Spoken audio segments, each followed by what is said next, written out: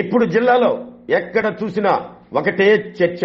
నిన్నటి వరకు జిల్లా వైసీపీకి కింగ్ మేకర్ గా వ్యవహరించిన మాజీ మంత్రి బాలినేని శ్రీనివాసులరెడ్డి వైసీపీ పార్టీకి రాజీనామా చేయటం, ఇది జిల్లాలో వైసీపీకి గట్టి షాక్.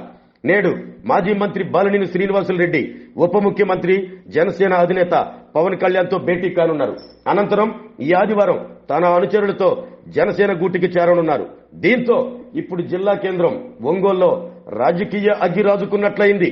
నిన్నటి వరకు జిల్లా టీడీపీలో చక్రం తిప్పిన ప్రస్తుత ఒంగోలు ఎమ్మెల్యే దామచర్ల జనార్దన్, వైసీపీ పార్టీలో జిల్లాలో చక్రం తిప్పిన మాజీ మంత్రి బాలినేని శ్రీనివాసులరెడ్డి మధ్య పచ్చగడ్డి వేస్తే బగ్గుమంటుంది. నిన్నటి వరకు దామచర్ల బాలినేని ఒకరిపై ఒకరు తోటాలాంటి మాటలతో దాళ్లు కూడా చేసుకున్నారు. ఇప్పుడు కూటమి ప్రభుత్వంలో బాలినేని జనసేన, దామచర్ల టీడీపీ, మరి ఇద్దరూ కలిసి ఎలా పనిచేస్తారు అనేదే పెద్ద చర్చ. మరోవైపు జనసేన జిల్లా అధ్యక్షులు షేక్ రియాజ్ గడిచిన 5 సంవత్సరాలుగా బాలినేనిపై పలు ఆరోపణలు గుప్పించి బాలినేని అవినీతిపై విచారణ జరపాలి అంటూ ఇటీవల ముఖ్యమంత్రి చంద్రబాబును కలిసి కంప్లైంట్ చేయటం కూడా జరిగింది. అలాంటి తరుణంలో బాలినేని జనసేనలోకి వస్తే ప్రస్తుత అధ్యక్షులుగా ఉన్న షేక్ రియాజ్ పరిస్థితి ఏంటి? ఇప్పటికే జనసేన జిల్లా అధ్యక్షులు షేక్ రియాజ్ను వ్యతిరేకించే కొందరు బాలినేనితో జట్టు కట్టారు.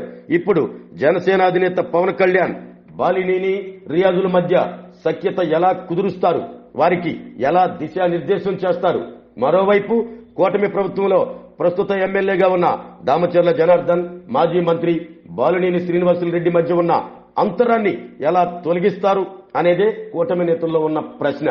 ఏది ఏమైనా జిల్లా కేంద్రం ఒంగోలులో నిన్నటి వరకు ఉప్పు నిప్పులా ఉన్న నేతలు దామచర్ల, బాలినేని రియాజుల ప్రయాణం ఇక నుంచి ఎలా ఉండబోతుంది అనేదే చూడాలి. జిల్లా కేంద్రంలో రాజుకున్న ఈ రాజకీయ అగ్గిని ఉప ముఖ్యమంత్రి పవన్ కళ్యాణ్ ఎలా చల్లారుస్తాడో చూద్దాం మరి.